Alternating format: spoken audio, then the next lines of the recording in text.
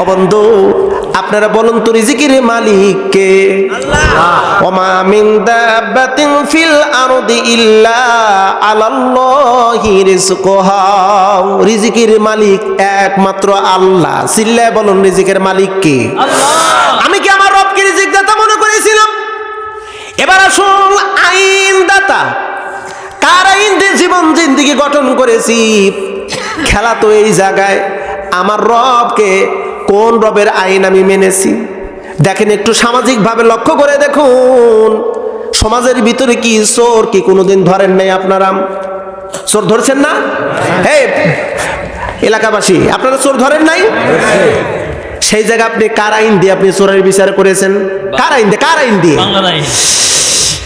আল্লাহর আইন হলো সারিকু আস-সারিকা ফাখতাউ আইদিয়াহুমা।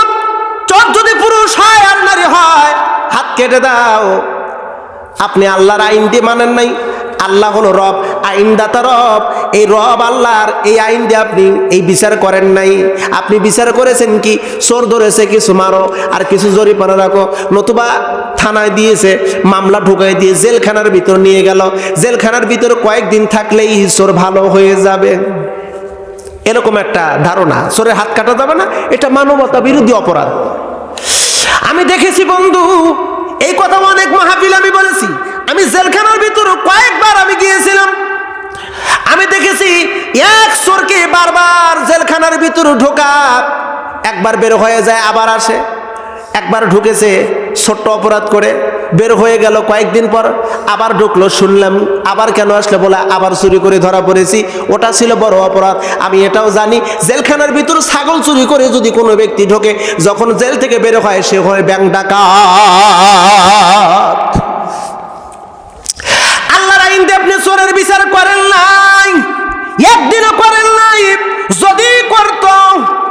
যদি করতো কি হতো? যদি একটা চোরের যদি হাত কাটা হতো, একটা চোরের যদি হাত কাটা হতো, হাইকোর্টের সামনে মনে করেন কুশাবাড়ি একটা চোর ধরা পড়লো, হাইকোর্টের সামনে চোরের হাত কাটা হবে। ইলেকট্রিক মিডিয়া আসো, প্রিন্টিং মিডিয়া আসো, লাইভে সম্প্রচার করো, চোরের শাস্তি হাত কাটা হচ্ছে। আল্লাহর কসম করে বলি ভাইজান, একটা চোরের হাত কাটলে আতিচোর, পাতিচোর, গোমচোর, অফিস আদালতে ঘুষখোর, এই চোররা পর্যন্ত, দুর্নীতিবাজ চোররা পর্যন্ত ভালো হয়ে যেত। বাংলার জমিনে আর দুর্নীতি হতো না। একটা চোরের যদি হাত কাটা হয়, আল্লাহর কসম করে বলি, বাংলার জমিন, এই সোনার বাংলা আমরা বলি, এখন তো কয়লার বাংলা হয়ে গেছে, এই সোনার বাংলায় পরিণত হতে বেশি সময় লাগবে না, লাগবে না, লাগবে না। আপনি কি জবাব দিবেন? মার রব্বুকা, তোমার রব কে ছিল? তোমার আইনদাতা রব কে? সমাজের ভিতর জেনা করে ধরা পড়ে, নারী পুরুষ জেনা করে ধরা পড়ে, বিচার করে সামাজিক ভাবে দাও, বিয়ে দিয়ে দাও। এর পরমাণিক 2-4 জন আছে নাকি? বিয়ে দিয়ে দাও, ধরে বলছে বিয়ে দিয়ে দাও। ও পরমাণিক সাহেব, এরকম বিচার করছেন না? আপনি কয়দিন আল্লাহর আইন দিয়ে বিচার করেছেন? কয়বার? আল্লাহ পাক রব্বুল আলামিন ওই মুনকার নাকিরকে পাঠায় দিবেন, ও বান্দা তুই বল তোর রব কে ছিল? আইনদাতা রব কে? আইনদাতা রব আল্লাহকে বললেন মুখে, কিন্তু বাস্তবে না।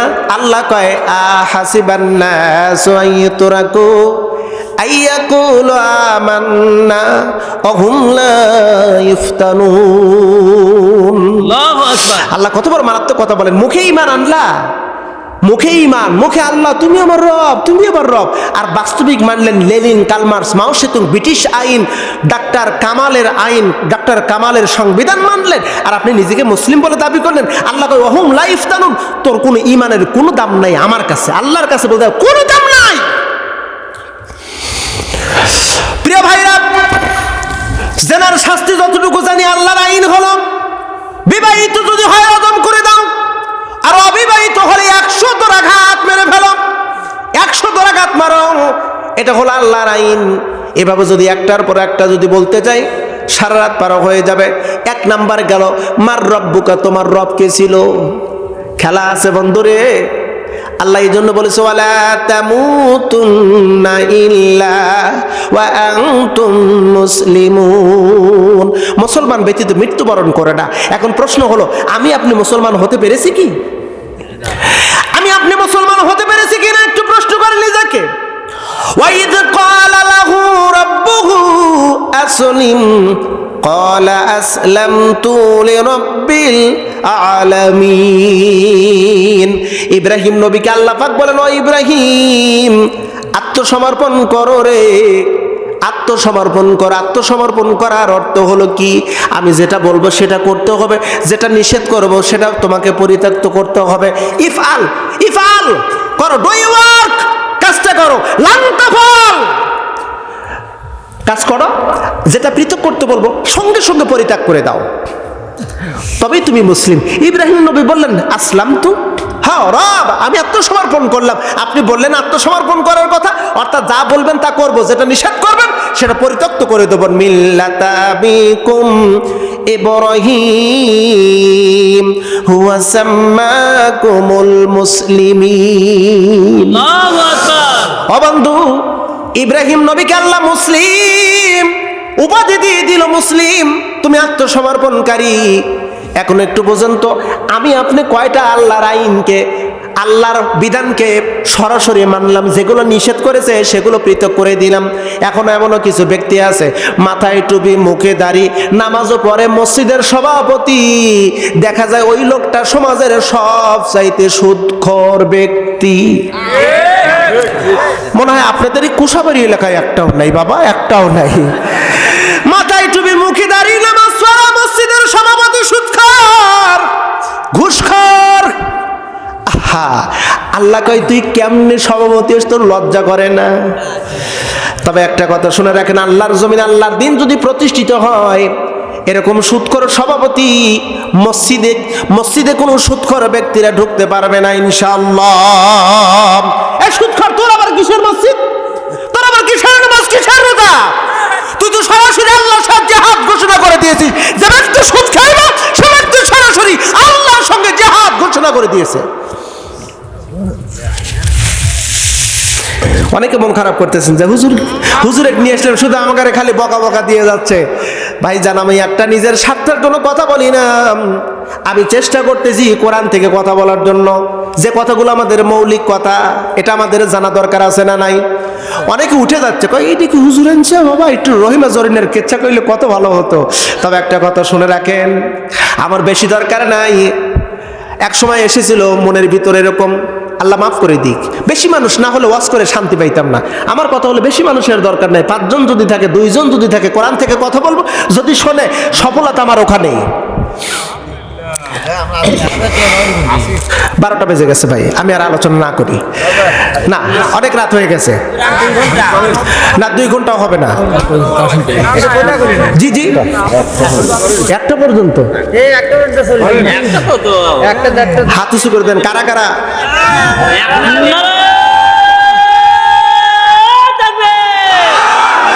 না, আমি কি বলতেছিলাম ওটা তো আপনি বুঝতে পারেন নাকি, মানে কারা কারা মোনাজাতের পক্ষে, তার আগে আপনারই করে শুনবেন। আচ্ছা ঠিক আছে, ভালো কথাই, ফাঁকা জায়গা 30 সেকেন্ডের ভিতর পূরণ করতে হবে, ওঠা যাবে না ইনশাআল্লাহ। হ্যাঁ, 30 সেকেন্ডের মধ্যে জিকির লা ইলাহা ইল্লাল্লাহ, লা ইলাহা ইল্লাল্লাহ,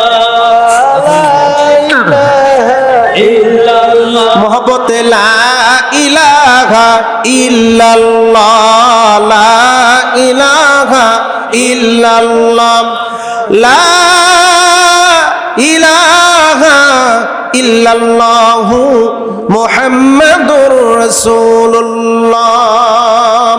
সকলে পড়ি সাল্লাল্লাহু আলাইহি ওয়াসাল্লাম। প্রিয় ভাইরা, কথাটা একটু মনোযোগ দিয়ে শুনবেন। আল্লাহ পাকের প্রত্যেকটি বিধান আমাদের জানা অতীব জরুরি। আসেন, বলা যায় না কোন কথাটি আমার আপনার জীবন পরিবর্তন করে দিতে পারে, কেউ কি জানি? প্রিয় ভাইজান, প্রিয় বাবাজিরা, কোন কথা আমার ভাগ্য পরিবর্তন করবে কেউ কিন্তু জানি না, কেউ জানি না।